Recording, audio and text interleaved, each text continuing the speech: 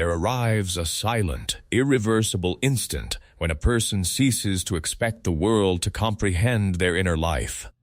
It's not a dramatic scene.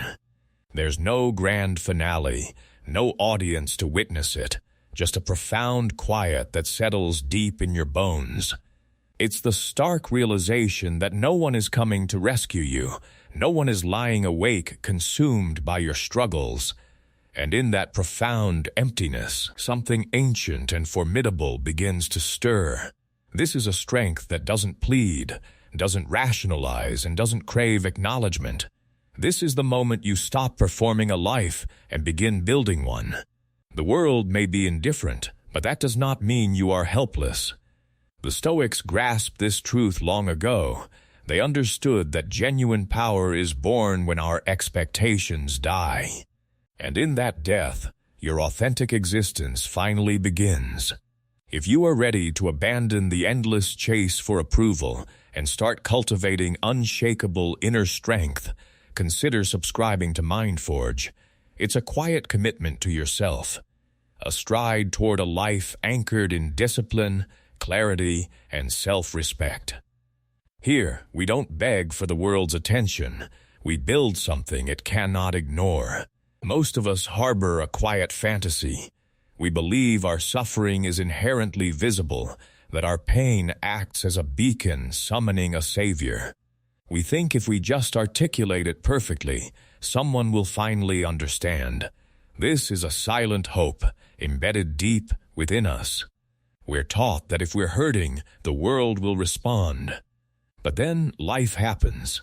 Pain is overlooked, tears are shed in private, and your phone remains silent. And in that silence, a fundamental shift occurs. You begin to see the illusion for what it is, not a measure of your personal value, but a reflection of how consumed others are by their own internal chaos. Everyone is wrestling with a demon you'll never fully see. If you construct your identity around being witnessed, you will spend your life feeling utterly invisible. That dull ache of being forgotten? It's not cruelty, it's reality. And if you look closely, it's trying to teach you a crucial lesson. When we are young, we believe pain deserves a reward. We think suffering compels comfort. But life doesn't distribute medals for endurance. It doesn't dispatch angels when you're on your knees. It simply continues. Friends get busy. Strangers scroll past, not out of malice, but because they are drowning in their own problems. That truth may sound harsh, but harshness doesn't equate to falsehood. The strange twist is that this painful realization is the first step toward liberation. Because once you stop waiting for the world to react to your pain, you stop waiting altogether. You stop freezing your life in a desperate hope that someone will notice you're stuck. You finally begin to move, driven by motivations that have nothing to do with applause. Carl Jung once observed, "The world will ask you who you are, and if you don't know, the world will tell you." But what he left unsaid, what experience teaches us, is that most people don't ask because they truly care. They ask so they can categorize you, to fit you neatly into their own mental boxes. They don't see you, they see their idea of you. And when you stop performing for that gaze, you finally start living for something real. There is a particular sorrow in realizing you are not the main character in anyone's story but your own. It's not rejection, it's simply gravity. No one owes you their understanding, and no one is required to guide you through the fog. While this can make the world feel much colder, it also makes your inner world burn much brighter. Now, you are the one lighting the fire. No more waiting for someone to interpret your silences, no more hoping your quiet breakdown will be gently mended by a passerby who just happens to get it. You get it now. And that changes everything. That familiar disappointment, the one that used to sting, transforms. It becomes clarity, and clarity is your first real taste of freedom. This is where the Stoics found their power, not by being immune to pain, but by refusing to delegate their healing. Marcus Aurelius reminded himself daily not to waste his life speculating about his neighbors. In other words, stop waiting for someone else to validate your wounds and define your worth. The more you focus on being seen, the less you actually see yourself. Ironically, you become more invisible, becoming mere noise in another's life rather than a signal in your own. But when you finally release the desperate hope that others will witness your suffering, you begin to construct something indestructible, not because you become harder, but because you become clearer. You start noticing how much of your identity was forged around being observed, around the belief that someone, somewhere should care, and when they didn't, you took it personally.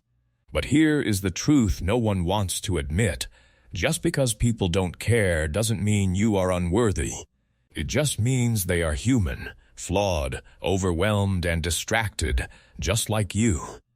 The game was never about being seen. It was about waking up to the realization that you were always the one watching. You've been the sole witness to the full weight of your own thoughts. That's not a curse. It's a gift. Because it means you, not them, are the one with the power to change your narrative. There is immense power in being unseen, a profound clarity in walking through life without an audience. Epictetus said, "Don't explain your philosophy, embody it." This is exactly what happens when you stop yearning to be seen. You start becoming, not for attention, but because something inside you refuses to remain small. The pain that once felt unbearable becomes your blueprint. The silence that once haunted you becomes your teacher. The solitude that once scared you becomes your sanctuary. And when that shift happens, you no longer need to broadcast your wounds. You simply carry them differently. Not as a burden, but as proof that you kept going. So maybe being overlooked wasn't the tragedy you thought it was.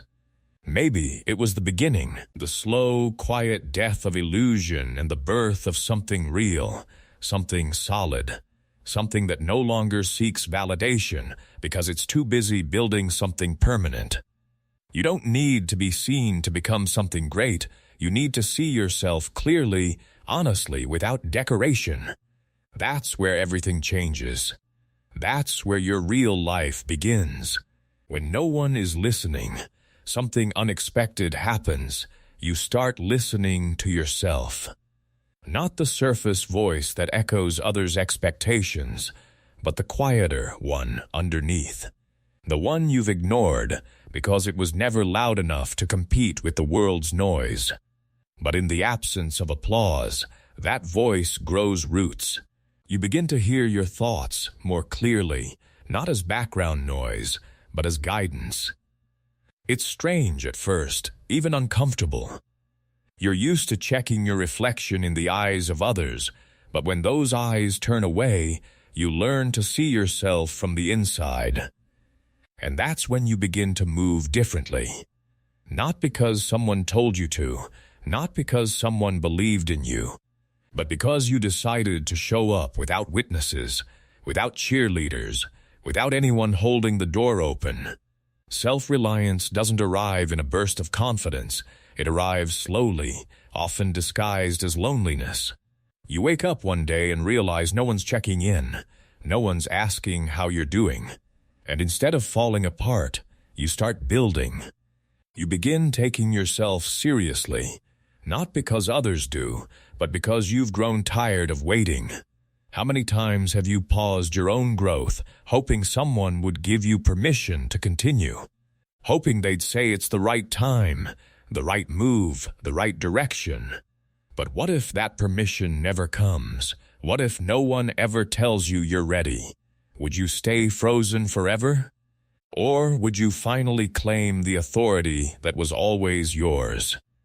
That's where real power begins, not in being chosen, but in choosing yourself. The world teaches us to seek validation like it's oxygen, but the Stoics knew that peace isn't found in popularity, it's found in discipline. Epictetus said, "No person is free who is not master of themselves." Freedom doesn't come from being supported, it comes from knowing that even when you aren't, you will continue. That even when the room is empty, you'll do the work anyway, not out of bitterness, but because the work matters, because you matter. When you understand this, showing up stops being a performance and becomes an act of self-respect. In that quiet, a new relationship forms, not with the world, but with your own mind. You begin to trust it more. You ask it what it needs. You listen to the fatigue in your body, the pull in your gut, the fire behind your chest. You stop outsourcing your intuition. You stop living reactively. Carl Jung once said, "Who looks outside dreams, who looks inside awakes." That awakening doesn't feel like a dramatic breakthrough. It feels like subtle, consistent decisions that build a foundation under your feet. You start keeping your promises to yourself. You go for the walk. You write the words. You say no when something drains you. These aren't loud acts, but they build something no one can see from the outside. Trust. And trust in yourself is the currency of freedom. There is a quiet kind of strength that develops when you realize you are your own backup plan. When the silence doesn't scare you anymore. When you don't need to announce your every move or explain your every feeling. When you don't beg for someone to notice that you're trying. Because you know the effort you're making. You know the storms you've walked through. You know what it took to still be here, choosing growth instead of collapse. That's not arrogance, that's integrity. You're no longer performing for the world, you're becoming for yourself. There will still be moments of doubt, moments when you wish someone would say, "I see you." But now you don't depend on it. You no longer fall apart in its absence. You carry yourself with the quiet awareness that you have earned your own respect.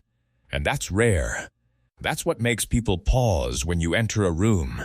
Not because you demanded attention, but because your energy says, "I don't need it." Seneca once wrote, "The greatest empire is to rule oneself." And ruling yourself doesn't look like perfection. It looks like consistency in the face of invisibility. It looks like doing what matters even when no one applauds. It looks like holding your standards high even when no one is watching. When you build from that place, you're no longer dependent on external structure. You become the structure. You don't collapse when someone pulls away. You don't unravel when someone misunderstands you, because your foundation was never built on their understanding in the first place.